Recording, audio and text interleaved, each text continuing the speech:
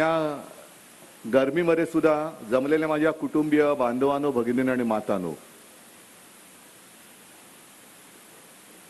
डोणगावकरजी तुमचं खरंच मी अभिनंदन करतो, कारण कोणत्या कठीण परिस्थितीतून तुम्ही कारखाना सुरू केलात,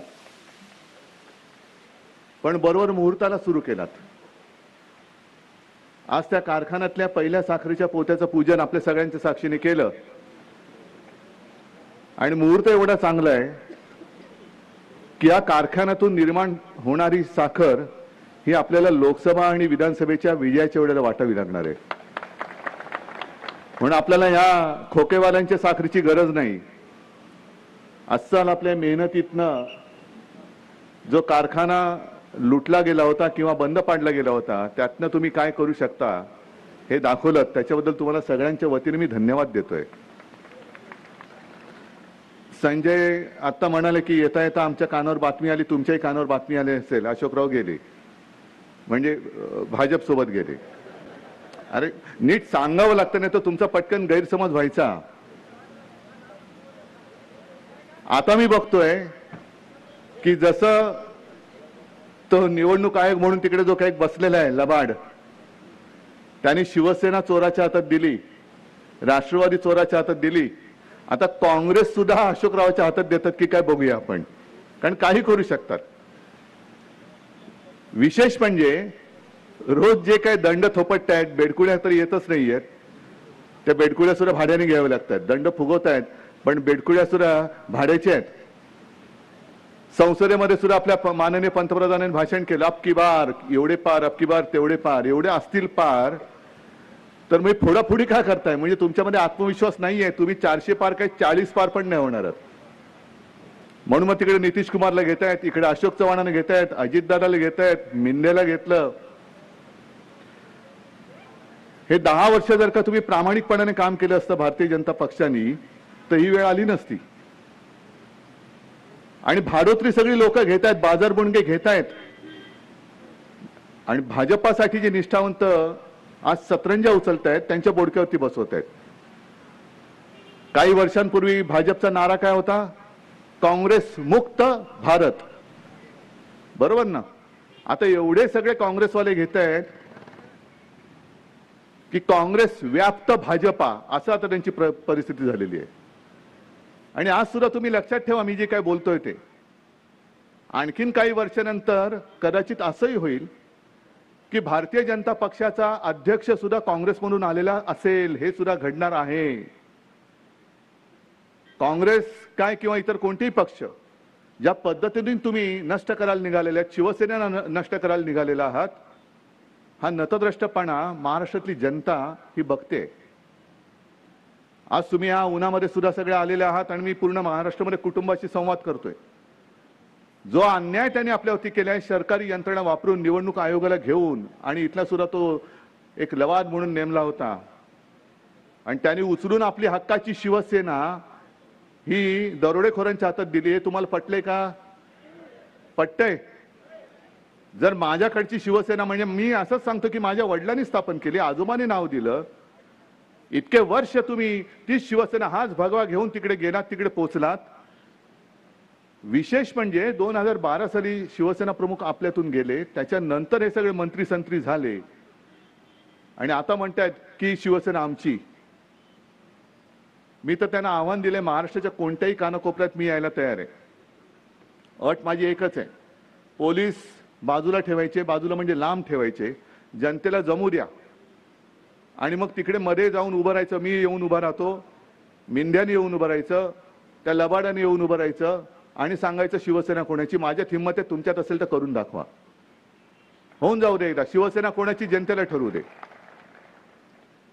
पण आज प्रत्येक जण, म्हणजे अगदी मला अशोकरावांचं सुद्धा आश्चर्य वाटते. काल परवापर्यंत जागा वाटपामध्ये हिरारीने भाग घेत होते. ही जागा आम्हाला, ही जागा तुम्हाला, ती ही पण पाहिजे, ती पण पाहिजे, ही आम्हाला, ती नको, ह्यांना, हे सगळं ते करत होते. आणि आज असे अचानक असं काय घडलं की अशोकराव तिकडे जातात? त्यांना मला असं वाटतं राज्यसभेची आता जागा देत आहे, राज्यसभेची. हे प्रत्येक जण आपापलं बघतोय. मग माझ्या शेतकऱ्याचं जे काय दुःख आहे, माझ्या शेतकऱ्याचं जे काय दुःख आहे, अजून निवडणुकीला लांब आहे, पण शेतकऱ्याच्या घराकडे कोण बघतंय? स्वतःचं घर, माझं करिअर उद्या काय होणार, मला आता राज्यसभा मिळाली, पुढची 6 वर्ष मी मस्तपैकी राहीन, आणि पण शेतकरी रोज आत्महत्या करतो आहे. त्या आत्महत्या करणाऱ्या शेतकऱ्याच्या घरामध्ये जाऊन बघ, तो तुला काय शिव्या देतोय. तो नुसतं आत्महत्या केलेल्या शेतकऱ्याच्या घरामध्ये 1 लाख रुपये दिले म्हणजे कुटुंबाचं कल्याण होत नाही. ते कुटुंब उघड्यावरती पडतं. त्या शेतकऱ्याचे आई वडील असतात, बहीण भाऊ असतील, पत्नी असेल, मुलं असतील, ही सगळी उघड्यावरती पडतात. ही सगळी उघड्यावरती पडलेली कुटुंब, ही कुटुंब उद्या तुम्हाला जाब विचारणार आहेत की अबकी बार 400 पार सोडावं, माझा आमच्या घरातला करता करविता त्याने आत्महत्या केली, त्याची भरपाई जीव तर तुम्ही आणू शकत नाही, काय म्हणून आम्ही तुम्हाला मत देऊ. आणि प्रत्येक ठिकाणी आता या सगळ्या बातम्या माझ्याकडे येतात. तुमच्या सुद्धा गावात आले असतील रथ, मोदी सरकार आले होते का? आले होते? इकडे नाही आले, पण विदर्भात फिरतायत. त्याच्यानंतर काही ठिकाणी फोन जातात, काही कदाचित तुम्हाला फोन पण आले असतील. मग ते फोनवरनं विचारतात, हा तुमचं नाव काय डोणगावकर का? मग डोणगावकरजी सांगा हो. मग दादा तुम्हाला ही योजना मिळाली का, ती योजना मिळेल का? हा ठीक आहे, ऐकलंय त्याच्याबद्दल. मग परत तुम्ही भाजपलाच मतदान कराल का? तर एका शेतकऱ्यांनी त्यांना, म्हणजे आता शेतकरी त्यांना उत्तर देत आहेत. माझ्याकडे फोनमध्ये ते रेकॉर्ड केलेले फोन आहेत, म्हणजे कोण कोण आता फिरतायत, सगळीकडे फिरतायत. एका शेतकऱ्याने असं सांगितलं विदर्भातल्या की आम्ही आजपर्यंत भाजपाला मतदान करत आलो, पण 2014 साली जो सोयाबीनचा भाव होता तिथपासून आतापर्यंत सोयाबीनच्या भावामध्ये आणि आम्हाला काय मिळालं, काय अधिकचं मोदी सरकारने दिलं ते पहिले सांगा. तुमच्या अगदी मस्तीप्रमाणे, तुमच्या मर्जीप्रमाणे तुम्ही कांद्याचा आयात निर्यात भाव धोरण ठरवता, तूर डाळीचं ठरवता, सोयाबीनचं काय असेल, कापसाचे भाव ठरवता. पण मोदीजींनी जे काही वचन देणं शक्य नाही, आश्वासन किंवा एक थाप मारली होती की आम्ही एकूण शेतकऱ्याला किती खर्च झालाय ते बघू. म्हणजे कोणतं पीक असेल त्याच्याप्रमाणे, दादा तुझं किती एकर आहे शेत, त्याच्यात किती खर्च झालाय, त्याच्यात 50% अधिक मोजू आणि तो हमी भाव म्हणून आम्ही शेतकऱ्याला देऊ. मिळालंय तुम्हाला? किती जणांना मिळालंय? मग ही कोणती गॅरंटी आहे? म्हणजे आज जे अशोक चव्हाण गेले असं म्हणतात की त्यांचा आदर्श घोटाळा वगैरे लपवण्यासाठी किंवा आणखीन असेल, कारण अजित पवारांवरती 70,000 कोटीच्या घोटाळ्याचा, सिंचन घोटाळ्याचा आरोप झाल्यानंतर 10 दिवसाच्या आत अजितदादा तिकडे गेले. म्हणजे शेतकऱ्यांना कोणती गॅरंटी नाहीये, रोजीरोटीची गॅरंटी नाही. पण भ्रष्टाचारानं भ्रष्टाचार करा आणि भाजपामध्ये या, तुम्हाला आम्ही आमदार, खासदार, मंत्री, मुख्यमंत्री करू, हे मोदी गॅरंटी आहे. ही गॅरंटी तुम्हाला परवडणार आहे? ही मोदी गॅरंटी? आणि जे त्यांचे रथ फिरतायत, म्हणजे मला असं वाटलं होतं की हा शेतकरी बिचारा आता पिचून गेला, आणि ते खरंच आहे, खचलेला आहे शेतकरी, पिचलेला आहे, हा हिंमत हारलाय, हा काय बोलणार. पण शेतकरी त्यांना तोंडावर विचारतायत, काय हो हे तुम्ही जे म्हणताय हे मोदी सरकार भारत सरकार आहे की मोदी सरकार आहे? म्हणजे तुमच्या ज्या काही योजना आहेत त्या भारत सरकारच्या आहेत की मोदी सरकारच्या आहेत? म्हणजे सरकार म्हणून तुम्ही ज्या काही योजना आणताय त्या योजना या कष्टकऱ्यांच्या खिशातून जो कर रूपाने पैसा जातो त्यातनं या येत आहेत की मोदीजींच्या खिशातून पैशातल्या ह्या योजना येत आहेत? उत्तर न देत आहेत. कारण ती सुद्धा लोक जी आहेत ते रथ फिरवणारे, ती सुद्धा भाडुत्री लोक आहेत. सगळा भाड्याचा कारभार आहे, सगळा भाड्याचा कारभार आहे. आणि म्हणून तुमच्यावरती जबाबदारी आहे. तुम्ही मोठे छाती ठोकून मला सांगितलं, मला आनंद झाला की खासदार सुद्धा शिवसेनेचा आणि आमदार सुद्धा शिवसेनेचा आलाच पाहिजे, येणारच. पण ते नुसत्या अशा भाषणाने नाही येणार. मी कुटुंब संवाद जो म्हणतो तो याला म्हणतोय की तुम्ही माझे सगळे कुटुंबीय आहात, तुम्ही मतदारसंघामध्ये पसरले पाहिजेत.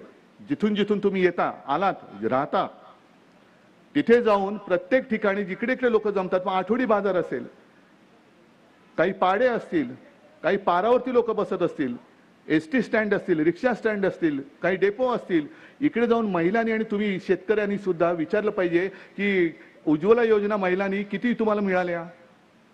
गॅस सिलेंडरचा भाव 2014ला किती होता, आता किती आहे? पेट्रोल डिझेलचं काय झालेलं आहे? वीज तुम्हाला मिळते का? चांगलं बियाणं तुम्हाला मिळतं का? नाही, काही नाहीये. आणि मग त्याचबरोबर मी आणखीन एक प्रश्न विचारतो की मी मुख्यमंत्री असताना जी कर्जमुक्ती केली होती ती तुम्हाला मिळाली की नाही हे सुद्धा तुम्ही सांगा. मिळाली होती की नव्हती? बरं, मी मुख्यमंत्री होईन माझ्याही स्वप्नात नव्हतं, तुमच्या सुद्धा नसेल. मी मुख्यमंत्री झाल्यानंतर मी कदाचित असं करू शकलो असतो की शेवटच्या क्षणाला मी तुम्हाला फसवायला म्हणून कर्जमुक्ती जाहीर केली असती. मी हे नाही पाप केलं कधी. मी जे नागपूरचं पहिलं अधिवेशन होतं त्या पहिल्या अधिवेशनामध्येच माझ्या शेतकऱ्यांना 2 लाखापर्यंत ज्यांचं पीक कर्ज आहे त्यांना कर्जमुक्ती जाहीर केली आणि ती मी अंमलात आणून दाखवली. मी त्याच्यासाठी निवडणुकीची वाट नाही पाहिली, निवडणुकीची नाही वाट पाहिली. मग आता माझं सुद्धा मोदीजींना आवाहन आहे, विनंती करतोय मी त्यांना की तुम्ही आता एक तो मतांचा बाजार मांडलेला आहात. प्रत्येक पक्षातनं कोण ना कोणतरी घेत आहेत आणि अबकी बार 400 पार. अहो हे तुमचे निष्ठावंत नाही आहेत, हे सगळे भाडोत्री आहेत, हे सगळे भाड्याची माणसं आहेत. तुमचा काळ संपल्यानंतर हे पुन्हा तुमच्याकडनं निघून जाणार आहेत. पण सीतारामन बाईंनी जो अर्थसंकल्प जो सादर केला तात्पुरता का होईना, त्याच्यात त्यांनी जे सांगितलं की आम्ही शेतकरी, गरीब, तरुण आणि महिला या 4 जाती आता आम्ही मानतो. मग या 4 जाती मानत असाल तर महिलांसाठी काय करताय? अंगणवाडी सेविका, आशा सेविका आज आंदोलनाला बसलेल्या आहेत. काय करताय तुम्ही त्यांच्याकडे? तरुणांसाठी सुद्धा तुम्ही किती रोजगार आणले? गरिबांसाठी 80 कोटी लोकांना जर तुम्हाला फुकट धान्य द्यावं लागत असेल, आपल्या देशाची संख्या जवळपास 140 कोटी आहे, बरोबर ना? म्हणजे 80 कोटी म्हणजे अर्ध्याहून जास्त. मग 80 कोटी लोकांना तुम्ही जर का फुकट धान्य देत असाल तर मग गरिबी कोणाची हटवलीत? हटवलीत गरिबी. आणि त्यांना फुकट धान्य देताय, ते धान्य जो पिकवतोय तो शेतकरी आत्महत्या करतोय.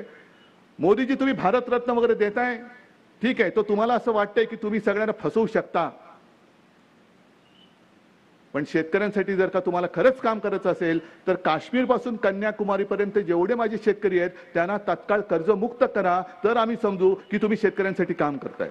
सगळ्यांना पूर्ण देशभर कर्जमुक्त, जेवढं कर्ज असेल ते मोदी सरकार की गॅरंटी. आत्ता निवडणुकीच्या आधी, नाहीतर निवडणुकीच्या तोंडावर सांगतील आणि करत काहीच नाही. मध्य प्रदेशमध्ये मला वाटतं त्यांनी वचन दिलं होतं, उत्तर प्रदेशमध्ये होतं, दिलं की नाही दिलं, कर्जमुक्ती केली की नाही कळू शकेल आपल्याला. पण महाराष्ट्रामध्ये हे जर उद्धव ठाकरे करून दाखवत असेल तर देशाचे पंतप्रधान, विश्वगुरु 10 वर्ष तिकडे सत्तेवरती बसल्यानंतर संपूर्ण देशातल्या शेतकऱ्यांची तुम्ही एकदा तरी कर्जमुक्ती येत्या पहिल्या महिनाभरात करा आणि त्याच्यानंतर निवडणुका जाहीर करा. करून दाखवा चला.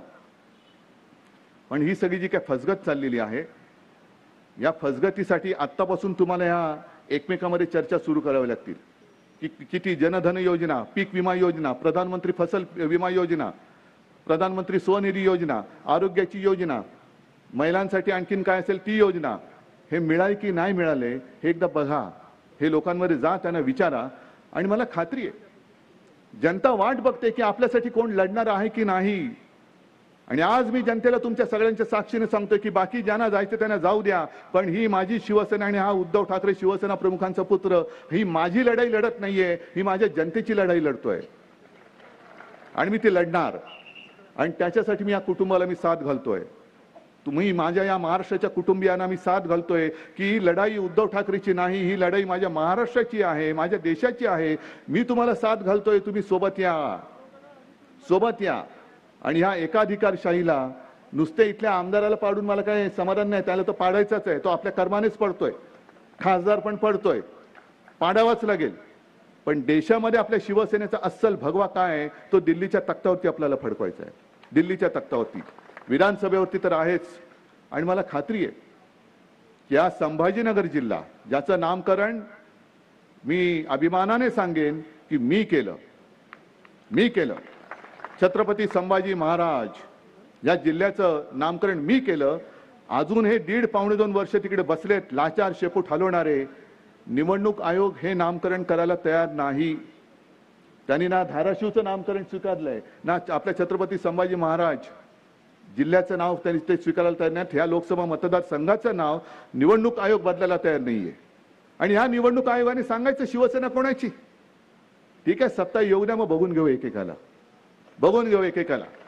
हे सगळे लाचार ज्या यंत्रणा आता तिकडे पाणी भरतायत, त्या पाणक्यांना ही जनता पेटल्यानंतर काय होते ते आपल्याला दाखवून द्यायचं आहे.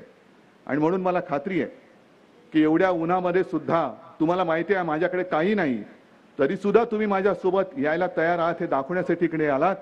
तुम्हाला खरंच मनापासून धन्यवाद देतो. आणि डोणगावकरजी, तुमच्या कारखान्यातनं एवढी साखर निर्माण करा की संपूर्ण देशामध्ये जेव्हा आपण विजय मिळवू तेव्हा संपूर्ण देशाला साखर वाटता आली पाहिजे. एवढा तुमचा मोठा साखर कारखाना हो, ही तुम्हाला शुभेच्छा देतो. जय हिंद, जय महाराष्ट्र.